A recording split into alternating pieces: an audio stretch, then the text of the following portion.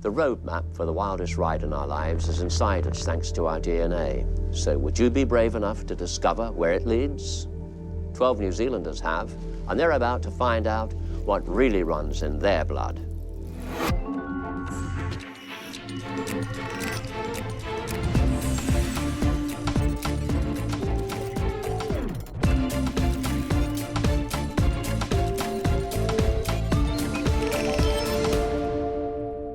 Broadcaster Willie Jackson and actress Siobhan Ruakere both have colourful characters in their past, some they know and some that they're about to meet. Yeah, well, it looks like we could be cousins, eh? Oh, fantastic! No. We are related! Now, the eyes may well be the window to the soul, but a teaspoon of saliva can unlock the gateway to our ancient past and connections that span the globe, all thanks to our own DNA.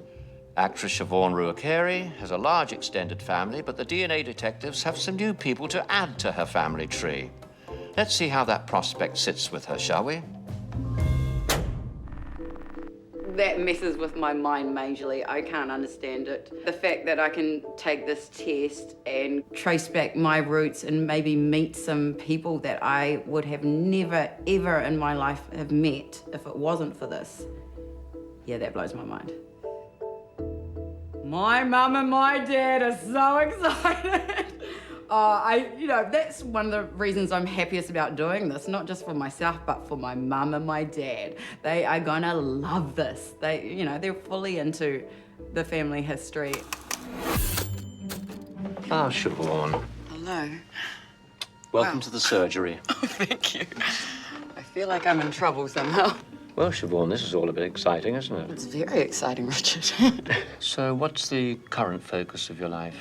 My heart and soul lies in acting. Mm-hmm. Not the easiest path to choose in life, especially in this country, but I've had a couple of trips over to LA and I have representation over there now, so I'm hoping to go back at some point this year. Well, rest assured you're going to travel. There's no doubt about that, because we're going to send you around the world. We have a world map here of your DNA markers. Let's take a look at that, shall we? OK, Siobhan, your mother's history is clear in the British, German and French results. And it's of little surprise to see the Oceania markers, but the 19.4% East Asian and Native American DNA is very interesting. What? That's fascinating. It is, actually. Oh, my gosh. Scientists have found that Native Americans and Asian peoples were close relatives about 15,000 years ago. Perhaps that might surprise you. That kind of made my hair stand on end, hearing that. Comparing your DNA with global results has found 918 matches. And you're going to get to meet a few of them quite soon. Now, you take that with you. Thank you. And we'll stay in touch. All right. Thank you. My pleasure. Thank you so much for coming in. I'm so excited. Siobhan's DNA results seem to show that a love of the limelight may well be inherent. She has some very, very colourful relatives, one of whom was a pioneer of the screen slightly more blue than silver.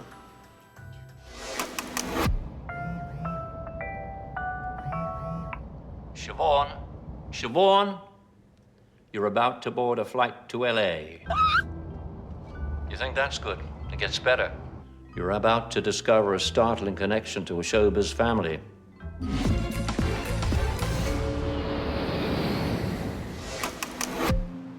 I've always been quite realistic about this, path I've chosen. You have to be fully committed because it's incredibly hard and there are just millions of people there. And plus, I've got to do the accent. I've got to try and do an American accent, which sometimes I find easy and other times I just balls it up, man. Hey, my name is Siobhan Ruakere. I'm 5'7.5" and I'm from New Zealand. Yeah. Morning, Siobhan. No time to waste. You're off to meet a relative of a relative with quite a dramatic past. Follow this map to Riverside and prepare for the kind of tale that movie scripts are made of. Any clue who that might be? So here's a story that gets bandied around the family a lot. It's about my great-great-great-grandmother on Mum's side, who was called Hannah O'Reilly. And Hannah O'Reilly was married to a fella called Barney. And Barney shot off to South Africa chasing, I think, the diamonds trade. And he'd gone for ages, And then he sends for them and sends for Hannah and their 9 or 10 kids to come and join him in South Africa. So she gets the whole family together and gets them on the boat, and they do the long trip over, long journey, only to find that once they get there, Barney has taken up with a red-headed floozy and doesn't want anything to do with Hannah or the kids, all 9 or 10 of them. So poor Hannah O'Reilly is left. How's she going to get everyone home? So she worked, slaved like a dog, I'm sure, to earn the passage for the whole family to get home. I think maybe some of the kids stayed in South Africa because they were old enough. But there's also a story of 2 of the boys who were teenagers. They stowed away on a boat and they got discovered and they were put off on an island. And if I could sound like my mother for a second here, we don't know what happened to those boys. If they were picked up by someone else, a passing boat, or if they're still on that island, we just don't know. Well, you're warm, right side of the family, but wrong adventures. Just keep heading for Riverside. A tale bigger than Ben-Hur awaits you there. Well, my journey has brought me to a cemetery in Riverside, California. I have a clue in my hand, a name I'm going to be looking for. Nora Ryan. Mrs. Ryan, 75, died Tuesday in a Baldwin Park hospital, a native of Taranaki, New Zealand.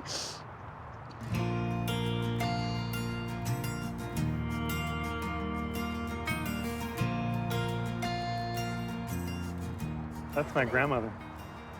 This is your grandma. These are my grandparents, yes. Their son is my father. I'm Siobhan. Hi, Siobhan. We're second cousins. Nice to meet you. Nice to meet you. You're Steve Ryan. Steve Ryan. My father is Nora's son. And so Nora is My grandmother. your grandmother? Yeah. You have the same accent she had. Yeah, because we grew up in the same place. Yeah. Siobhan's great-grandaunt, Nora, is Steve's grandmother. Nora Hurley, he grew up in New Zealand, but boarded a boat bound for Hollywood in the 20s with her husband and children in tow. I know a little bit about her that my mum's told me, and I heard she was an actress. Yes, she was in the silent film. What do you remember? The only film I know she was in was Ben-Hur. Really? In the first show of Ben-Hur, Yeah, the silent film version. The silent film version, right. In England. How on earth did she end up in Hollywood? She found her way into the films from talent scouts that showed up in Inglewood, New Zealand. Inglewood and Taranaki. That's correct. Oh my gosh, that's a little That's tiny where my wee town. father was born, in Taranaki. Somewhere in that area, they had a farm, and the talent scouts showed up, and she loved the theater, so she played piano, she sang opera. Wow. She liked the idea of coming to Hollywood when What she got here. an incredible journey. She was quite a character. She did not care what people thought of her. She wore the same clothes over and over, never wore shoes. That's funny because Yeah. I've got no Yeah. shoes on right now. Normally, I don't have shoes either. My feet are quite callous. So. Fantastic. No. We are related. No. She was one of my best friends. She told Really? me to. That's such a lovely thing to say. Oh, she sounds awesome. Oh, she was awesome. Everybody knew she was awesome. I want to follow in your grandmother's footsteps. I really want to Cool. move to LA and... Yeah, pick up where she left off. That was so great to meet Steve today, my cousin bro, and to get more information from him about my great-grand aunt, Nora Ryan. I didn't know I had this relative who came to Hollywood and became a silent movie star. That's amazing. It's what I want to do with my life, and she did it. Like me, she came from small town, Taranaki. It's kind of like this full circle thing happening. I kind of think I owe it to Nora now, right? Keep the dream alive. Coming up, Siobhan discovers some sordid Hollywood history in her family tree, while Willie discovers the mysterious secret bringing him to Germany. I'm just hoping I'm not going to be related to you-know-who.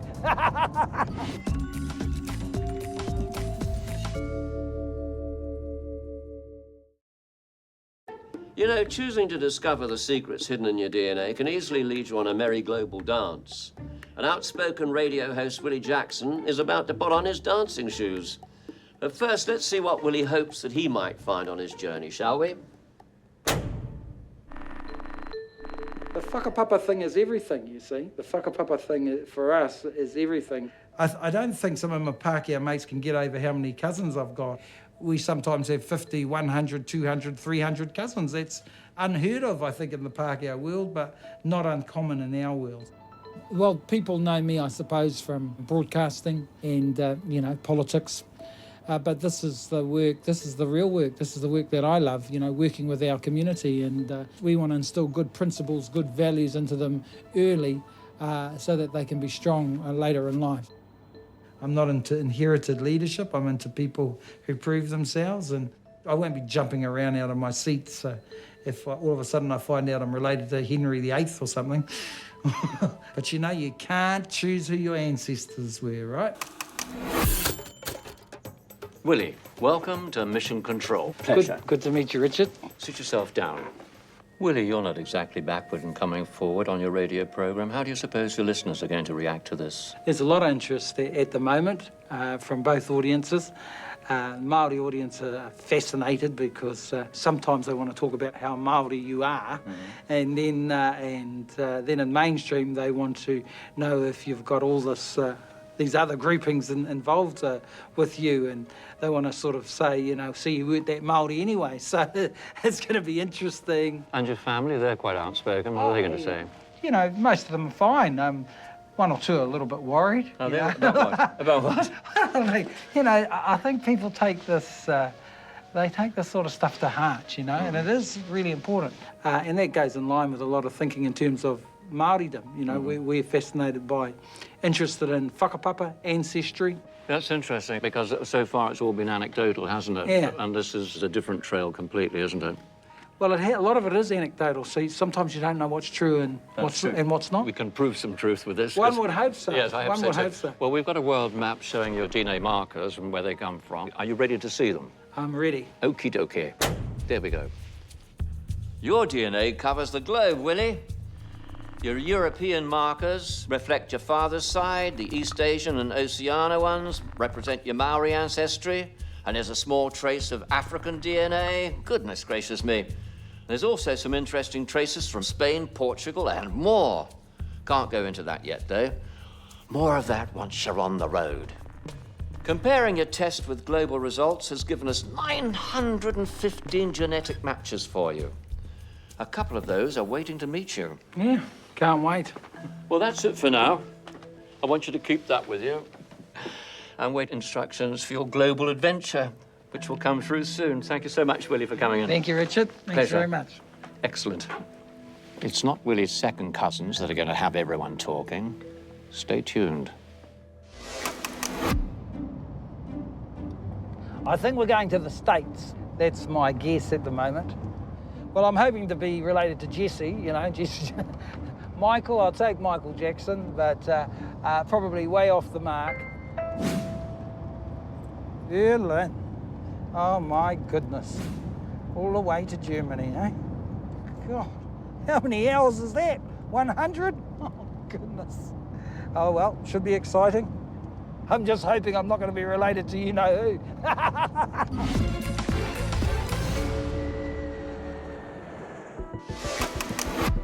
I am excited. I've always had an interest in my whakapapa, ancestry. I think it's exciting. I'm a little bit nervous. You never know what you're going to end up with, do you? So much history here, so much history. I'm walking along the wall in Berlin on the East Germany side.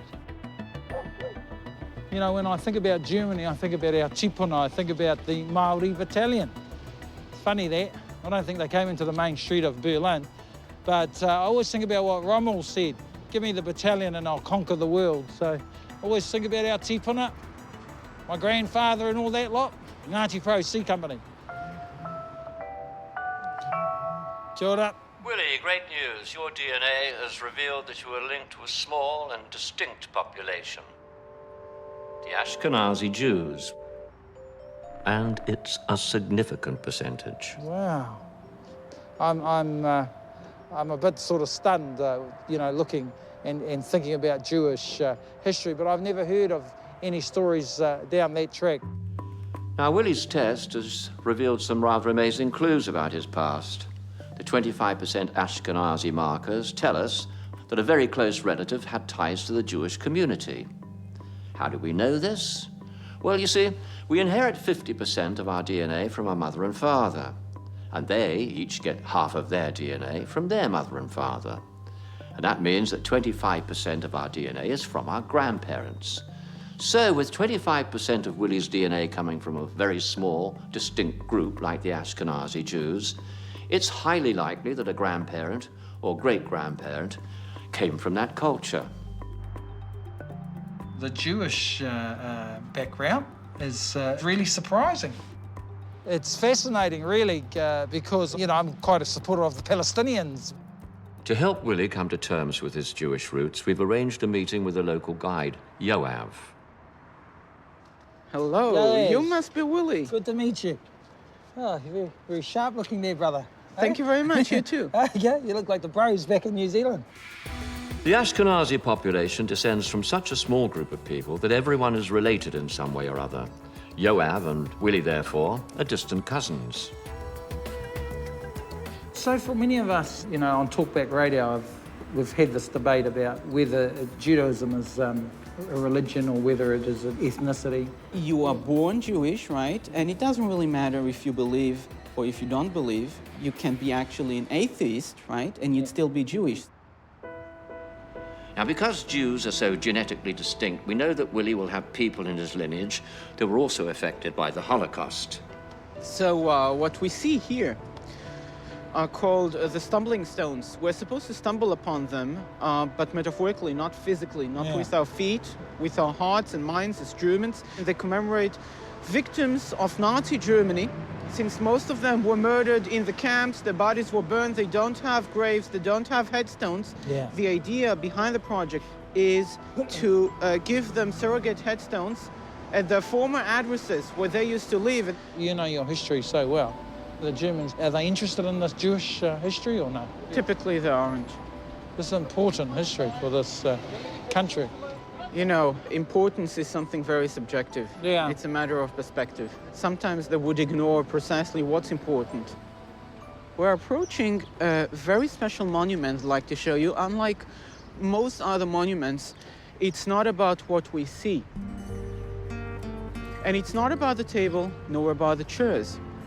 It's about what's missing. It's about the void. Jewish families used to live in many of these apartments until somebody knocked on their door, kidnapping them brutally, forcefully to an unknown place, typically Auschwitz and places like that. And ever since they're gone. We have to live with the past, the blood-soaked past of this neighborhood, the way it is forever, which is why this chair, of course, cannot be picked up. You cannot change, you cannot correct it, just as you cannot change the past. Some people would find it very tough, wouldn't they?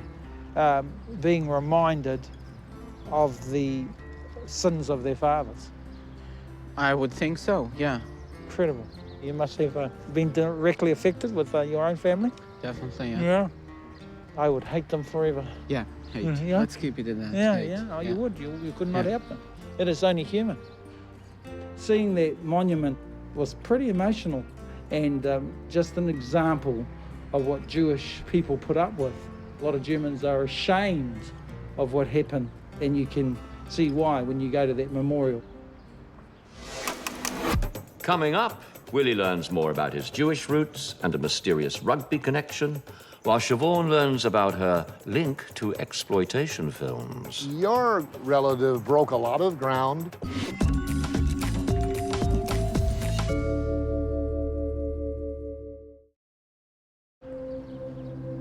Willie Jackson's in Berlin because his tests showed that he has 25% Ashkenazi markers in his DNA. He's trying to get a handle on the basics of Jewish culture with the help of guide and distant cousin, Yoav. Having found out about your Jewish ancestry, what does that actually mean to you? You know, I'm still absorbing that. You know? You don't know how influential it is in terms of your life, do you? I mean, you can't choose your history. You can't choose your relations, can you? I don't think just because I have a certain amount of Jewish ancestry that should affect me in any way whatsoever. In fact, when I think about it, I think I'm quite proud of that ancestry. I think it complements me as a human being, but I was never brought up in the Jewish way. And like you, we go back generations, Okay. thousands of years. We love tracing back our roots. Okay. It's very similar to the Jewish. And history means everything for us.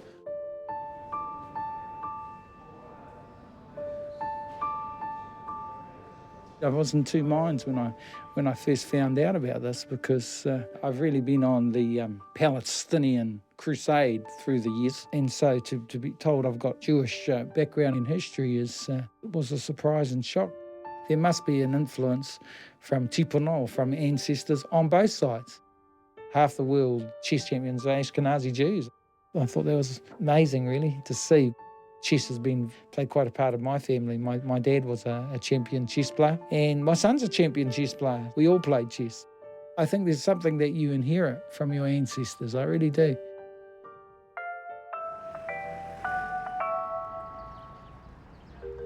Willie, we've theorised that your great-grandfather, Fred Jackson, may well be the source of these Ashkenazi markers. As you know, his identity has been questioned before. Author Tom Mather is going to give us more on that. Tom? Hi, Richard. Hi, Willie. I first became interested in Fred when I'd written a book about the very first rugby league tour down to Australia and New Zealand. All that we knew that he was going by the name of Frederick Stanley Jackson, and clubs came forward and admitted that they'd played against Frederick Stanley Jackson, knowing that he was Ivor Gabe.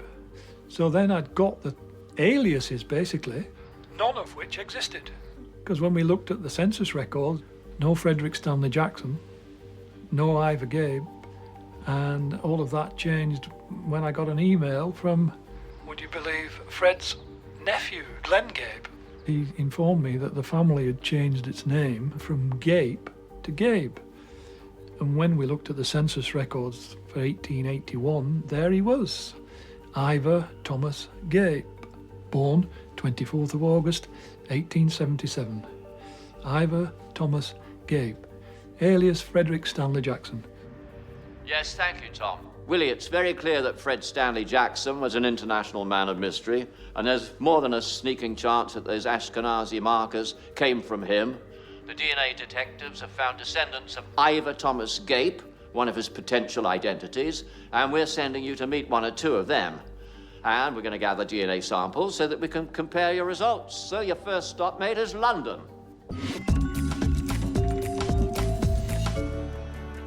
Meanwhile, in LA, Siobhan's learned that she's not actually the first in her family to seek out the silver screen.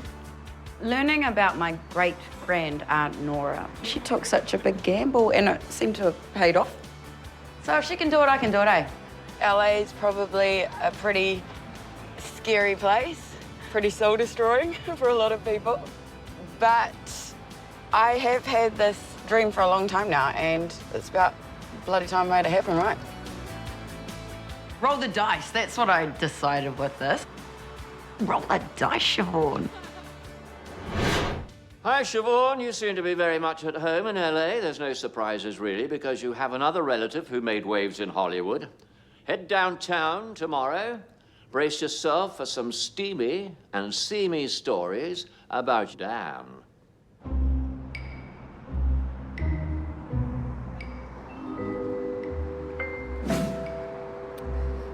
Okay, so I'm heading that way.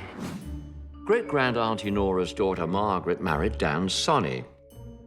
Now, his films were a little racier than Auntie Nora's. Hello, Bill. Hello. I'm Yeah. Siobhan. Nice to meet you. How you doing, kid? How are you? Bill Margold is an adult entertainment industry legend, but without the work of Dan Sonny and his business partner, David Friedman, that particular arm of the industry might never have come into being. I only met your relative once at a screening of a movie called Mau Mau Sex Sex. It was about the history of exploitation movies. And exploitation movies were movies that sort of gave you a lot of tease but didn't deliver the goods. Your relative broke a lot of ground with the help of Friedman, they were both like P.T. Barnums, they were both con men, Each time they pushed the envelope a little bit further. Yeah. So when they tapped into the idea of show a little bit of booby, Yes. they started making it rain. He left, I think, before the hardcore business really took Yeah, off. he was when it just began, right? Yeah. When it was He just never being did anything birthed. even remotely associated to hardcore. Yeah, thank goodness for my mother. Now, Bill wants Siobhan to get a sense of what her great-grand cousin Dan did. So a show reel of his finest sizzle, without the sausage, awaits her. Oh, hello. My goodness. It's really interesting to me because I have never even heard of this relative until I started working on the show. So it makes me think that back home in little old New Zealand, maybe my relatives who do know about him kept him quiet. Yeah, don't worry, Mum. I'm not going to go into that part of the industry. Yet. Coming up, Siobhan is about to meet a Polynesian connection, while Willie Jackson learns that great-granddad Fred had another identity. He was very good at avoiding being photographed.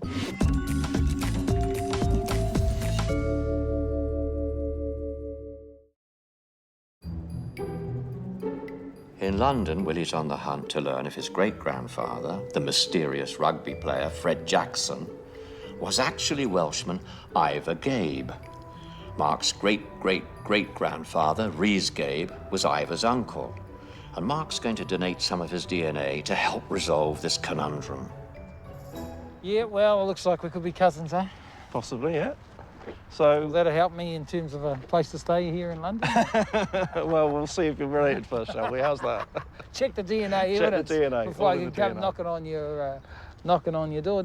But you never heard any stories No, of not his really. life before he moved to New Zealand? Fred Jackson, not really. Just, you know, he was this great sportsman who set Yeah. up and went off with our great-grandmother. Uh-huh. I've seen his grave. Yeah. Right. But he wasn't shy about building a new life and becoming well known and putting himself out there. Yeah, well, he was a different name, wasn't he? Yeah. But my grandfather played rugby for Cardiff. Oh, really? He was a Gabe. Well, Gabe Jones was his surname. Oh, of course, yeah. So if we are related, he'd have been a second cousin. Yes, But we had another cousin, R.T. Gabe. yes. He would have been a cousin of Fred, Ivor, Ivor. Yeah. or Fred, Yeah. Ivor. And he played for Wales in 1905. I don't know if you know what happened in 1905. Yes. Oh, yes, you guys, They beat you got a very lucky victory. That the ref, our relative got a very good victory.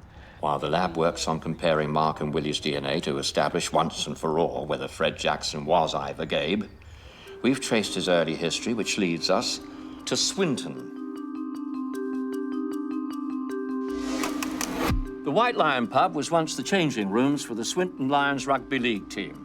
Now, Fred may have donned his strip here, that's if Tom's theory's correct, and it also seems Swinton rugby historian Steve has found yet another twist in this tale. yeah, so we're in sort of pursuit of our mystery man who happens to be my great-grandfather, Fred Jackson, come over to New Zealand with the 1908 Anglo-Welsh rugby team. But I think he just switched between the codes all the time, rugby and rugby league. So We knew him as Jack Jones. He played for Swinton as John Jones. He played for us in 1901-1902 season. We were one of the biggest clubs in the early days of the Northern Union. The guy came to us, said he was John Jones, played for us on and off, and then disappeared as mysteriously as he turned up. And in fact, he was known locally as the Mysterious Jones. Another interesting thing, I've come across a photograph. This is the 1901-02 Swinton lineup. right. And Jones or Jackson or whoever is not on the lineup, which is strange. He was very good at avoiding being photographed. When a photograph finally did emerge in Cornwall, he sent a sworn affidavit to say that Jones and Jackson were one and the same person. That set a train of events in motion that subsequently got him banned from that Anglo-Welsh tour in 1908. And of course, I think he was ordered to return home and face the music, but he never did. No, jumped That's ship. more your- Ran that's off more with your one end of of our story. grandmothers. There you go, yeah. so apparently... He had the sling for Māori woman, I think. But he certainly never returned to England and faced the music. He was a great sportsman, though, obviously, because when he was in New Zealand, he ended up playing for the Kiwis. That's right. Rugby league. Yeah. Yeah. 3 sons played for the New Zealand Māori All Blacks, and one of the sons, my grandfather, became an All Black. So you can see how strong he was in the game, and the blood sort of continued. Oh, right. It just went a bit wrong when it got to my generation. Willie, the plot thickens. Fred had 2 alter egos, but the DNA detectives have a plan, so take the next train to Wales, where you're going to meet Jill. Her father was Ivor Gabe, and her uncle was John Jack Jones, both names Fred Jackson used. She's waiting in Swansea to do a DNA test to help you solve this mystery.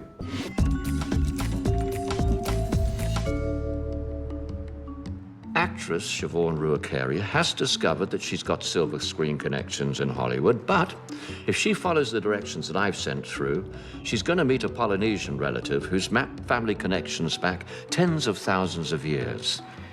I'm hoping it's The Rock. You're not The Rock. Hello. Hi. Nice to meet Kalani. you. Kalani? Kalani. Kalani, I'm Siobhan. Well, nice to meet you. Kalani, you live here? I live here, but originally from Hawaii. Kalani moved to LA many years ago, but he grew up in Hawaii, and his mum still lives there.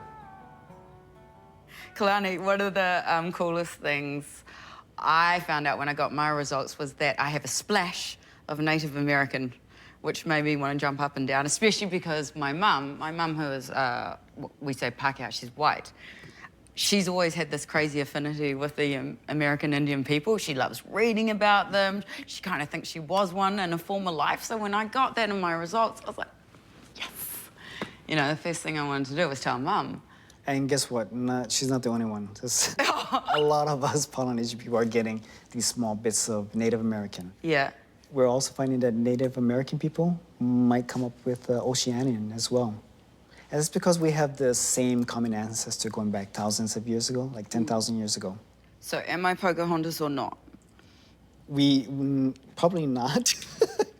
Right. But we do come from the same group of people that went to these 2 different areas. Yeah. I got a different type of test where it tests my mother's mother's side. It's a direct maternal lineage, which is haplogroup B, and that's where Polynesian people come from. What was it called? Haplogroups. Haplogroups. It's like a tribe, Yeah. but going back to just one woman.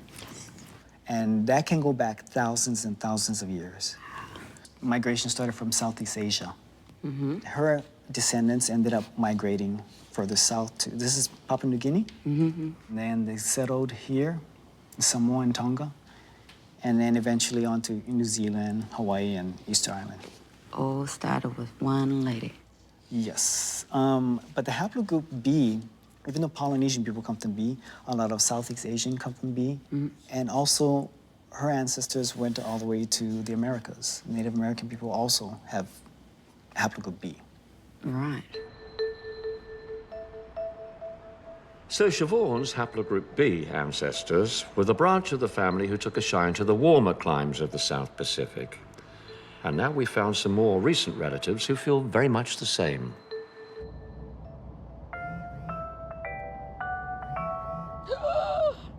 Hello, Siobhan. Are you ready for the next leg of your adventure? There are tickets at the airport for Hawaii with your name on them. Oh my gosh. I'm going to Honolulu. It's got to be Dad's side of the family. It's the Māori side. I'm going back to like the ancient lands, Hawaii Nui. I've always wanted to go there. Oh my gosh, this is amazing. Coming up, Siobhan gets a warm island welcome while Willie walks on the hallowed ground where his famous great-grandfather may have played. We're in the midst of history. Fantastic.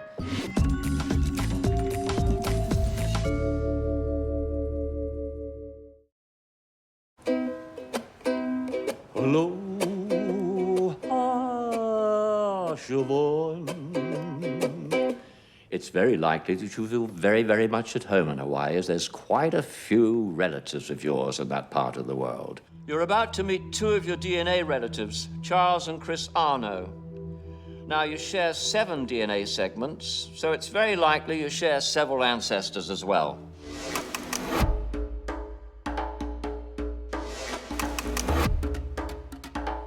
It's my first ever time in Hawaii, and I'm about to rock up to a complete stranger's house.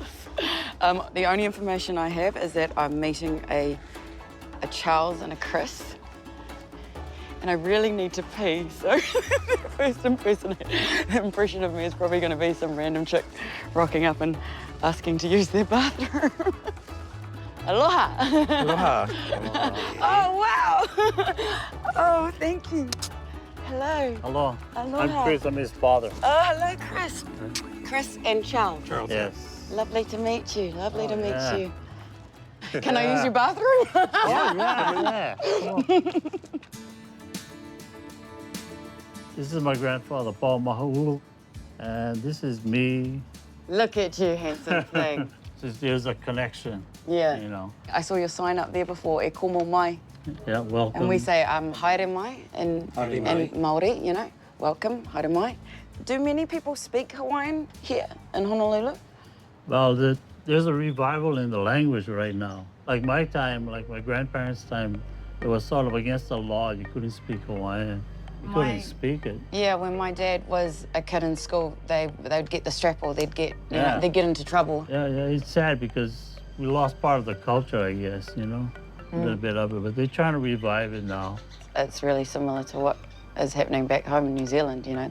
And my dad is 76 now and he's taking classes every week. Oh, is that right? Yeah. I guess if he can go, I can go. Yeah. Get along. So Siobhan's family keeps growing. Chris's other son, Josh, and his 2 daughters have arrived to meet their long-lost Kiwi cousin. So we've got something in common because we're both the babies in our family. Yeah. You don't look like much of a baby. It seems there's already a Maori connection in the Arno family. So I love that you have this. Yes. What can you tell me about it?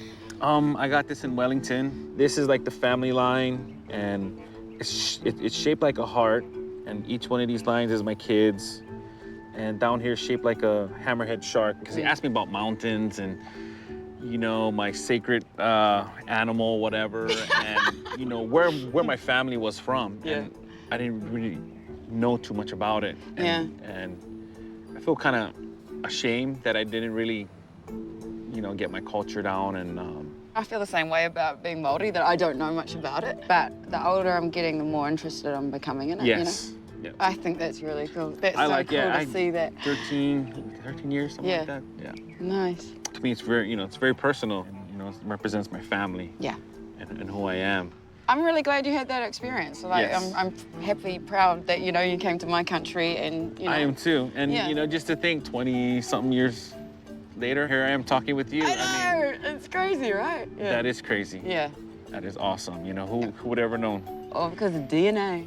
DNA. Yes, this is good. This is the life, actually. Do you think you've got a pretty sweet life? Yeah. It was a wonderful experience for me to hang out with them. They were really lovely. They had that, what I imagine Hawaiian people to be like. They just seemed very gentle and warm and welcoming. You look like my brother, Matthew. There's a definite similarity, especially on top. He must be really good looking. Oh, he's just like, he's a supermodel in New Zealand. Yes, I knew it, see? Do you think I look at all Hawaiian? Could I pass for a Hawaiian or not? Oh, yeah. The first time I saw your picture, I thought you looked like one of my nieces. Really? And I was like, wow. So much so, yes. It's got to be a relative. So I've got a Hawaiian doppelganger somewhere.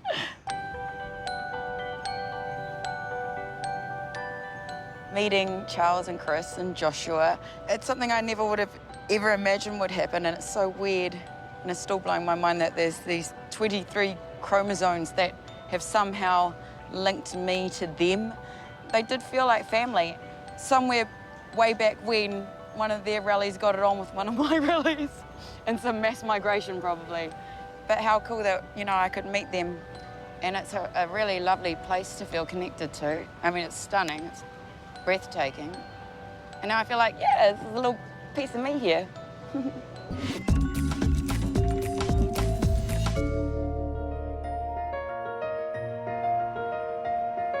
Now, Willie's in Swansea to gather a DNA sample.